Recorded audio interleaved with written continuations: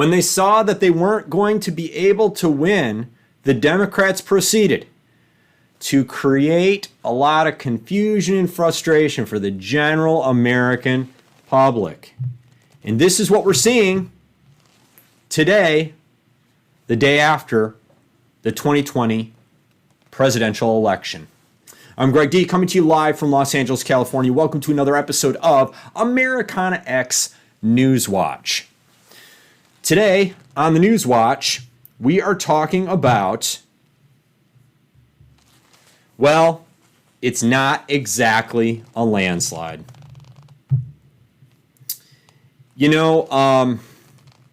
Really is interesting because my original projection leading up to this election was that it was going to be a clear landslide. I was seeing indicators that were showing me that Donald Trump was going to win this thing walking away. But in a very carefully planned, orchestrated coup of sorts, the Democrats have been able to arrange things so that at the very least, they stop the perception of the landslide. In my opinion, this should have been a landslide. But what we're seeing instead is a lot of kludgy confusion creating. The frustrating of America. Hey, if we can't win, then we'll throw the country into confusion. We'll at least get that out of this. And that seems to be the sentiment of the Democrats. They do not care if they throw the country under the bus if they can't win. So when they saw Donald Trump was pulling ahead and he was winning, they created a scenario where they could stop him from having, amongst other things, the celebration of winning on election night. They have to stop the optics. First, halt the optics. Conservatives are winning the culture war. Halt that optic. Kill it. That's their first mission.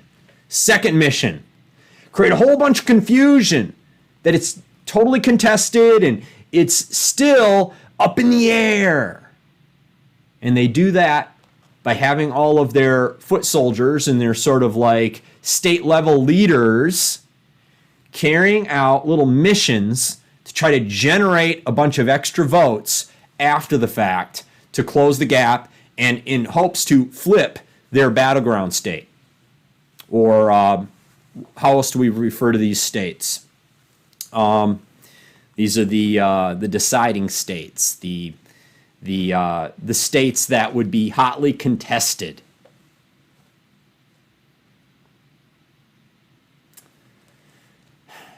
And by them doing this, trying to generate more votes, they're going to attempt right now to hand the swing states over to Joe Biden. And that's what we're seeing in practice right now. For the Democrats, there really is no downside to executing that plan. They were going to lose anyways. They knew it. They saw the writing was on the wall. They knew they had a bad candidate who was a bit of a dud. So what do we do to stop that? How do we address this? Well, we can work really hard to flip the swing states. And that's what we're seeing them try to execute right now as we speak. There's people toiling away. There's little elves in the workshop right now trying to generate votes for Biden in hopes to create enough confusion around the whole thing that the state ends up flipping from Trump to Biden. It's my belief that the map should look a lot more red right now than it does. But even the optics of having a map look about half blue and half red, the Democrats will take that. Even if they have to lose, at least they make it look like, optically, that we are literally a split nation. There is not this sort of mass surge of enthusiasm behind Donald Trump. That was an illusion, you guys. That's what they want you to believe. And now they just stopped the whole thing from looking like it's a landslide. So in that way, the Democrat Party did succeed in this election cycle. They stopped it from being a landslide. And now we have a hotly contested election. Has a lot of confusion around it. I believe ultimately, once we get through this bit of kerfuffle, it will go to Donald Trump. I said that in my last video. But from the liberal perspective, at least they were able to confuse everything and confuse everyone so that they, as a liberal party, can dig their heels in and not have to admit for the next 4 years that Donald Trump really won. This is all about creating optics for themselves going forward. This is all about them controlling their narrative, installing their fictional reality that they have been pumping into the American public for the last 30, 40 years, trying to convince people identity politics is real. Racial tensions are still a really big problem in America, and they're not getting better. All that stuff, they need people to believe that. And for people to believe that, they need to show that there's a lot more interest in their platform than there actually is. And that's what all of this is really about at this point. Even if they can't win the election, even if Donald Trump is still our president, they want to make everything grind to a halt. They want to create a quagmire that everybody gets stuck in. No more movement for America. As Dr. Steve Turley said it, Democrats would rather destroy our country than lose an election. And I just think that is really true.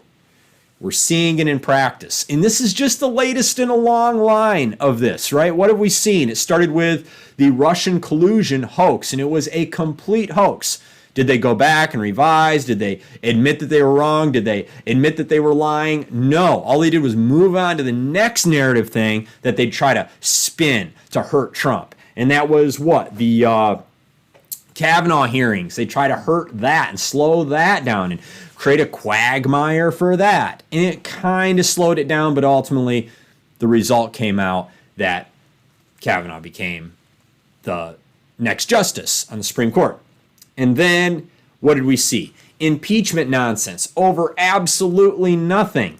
And they would not give in on that, and they would not admit they were wrong. They would not admit they made a mistake. They would not admit that that whole thing was based on a complete lie about a phone call. And it's again and again and again, and this is just the latest in the Democrats creating a big quagmire over a bunch of nonsense that they have installed. They really aren't doing anything positive for our country. Literally every step along the way, it's just them trying to bog things down, trying to hurt the Republican Party, trying to hurt progress for our country. It really is sad. They can't win elections on the merits of their ideas, so all they have is destruction. They know if they leave it up to the American people, their positions on the issues that they hold, they don't win. So them being in the minority, all they've got is unrest. All they've got is trying to overthrow or create a sort of technical or I guess you'd say, a sophisticated coup d'etat. And we're seeing it play out right now. You know, if you look at it, they started a few months ago in this election cycle where they were priming the American public, saying, hey, this is going to be a hotly contested election result. Just letting you know right now, you know, if Donald Trump wins on the night of the election, it's going to look like he won, but then, over the next few weeks, we're going to undo that. So just know it's going to be hotly contested. They let us know months ago. And they had people like Hillary Clinton coming out and telling Joe Biden, don't concede. For any reason, don't do it. And of course, the whole entire Democrat Party fell behind that concept. Oh, we love that. More quagmire, more slowing things down, more confusion, more frustration. We'll take that. If we can't win, we'll take confusion and frustration. And then what did they do during the last 3 months? They were actually creating the problem themselves because they knew they were going to lose. They knew they had a bad candidate. They knew Donald Trump was stronger. So what they did was they would gaslight Donald Trump and the Republican Party as though they're the ones that are going to throw the confusion into the election cycle. They're the ones that are going to create the problems. They're the ones that are going to try to use criminal acts, criminal activity to try to throw the election in their favor. And this is what the Democrats do each time. They try to gaslight the Republicans that they're doing the exact thing that it's the Democrats that are putting in practice. In actuality, the confusion and all the contesting the election results did come from the liberals. And all the confusion's being created right now, it's happening in the Democrat-run states, particularly the Democrat-run swing states. And that is what this is all coming down to today. As we sit here the day after the election, we're seeing all of the Democrat-run swing states working hard to generate more votes for Joe Biden, try to either close the gap so that at least it looks like it was a lot closer than it was. And if otherwise, full on try to flip the state. And they may have done it in Michigan. We'll find out if they actually do get away with that. But that is what the attempt is right now. In essence, what we're seeing here is certain states, Democrat-run states within the United States, trying to execute on a type of coup d'etat over the federal government. And that is the quagmire. That is the let's slow all the gears in the machine down to a halt. Let's keep the country in confusion. Let's frustrate everybody. And we'll keep everybody in combat with each other rather than unify the country. What was it that Biden wanted to do? He had text unity or unify to 30330 or whatever it was, right? Unity, unify, right? That's what his big thing was. That is not at all what the Democrat Party stands for. They stand for putting people in competition with each other, putting people at odds with each other, keeping parties apart, keeping races apart, keeping the sexes apart. All they want to do is destroy. All they want to do is separate and keep our country in a frustrated state. If they can do that, they will stay in power. Because sadly, them being in power depends on keeping our country in a negative mindset. But that's what we're here battling here on the Newswatch. We are battling the power to keep people in a negative mindset, in a pessimistic place. We want to encourage positivity. We want to encourage optimism. And ultimately, we're going to keep doing it, regardless of who is president after this is over, which I think is going to be Donald Trump. But we are going to continue to encourage you to keep your focus on where there's still opportunities to encourage a greater America. It's been another episode of Americana X Newswatch. I'm Greg D, coming to you live from Los Angeles, California. We will see you on the next episode.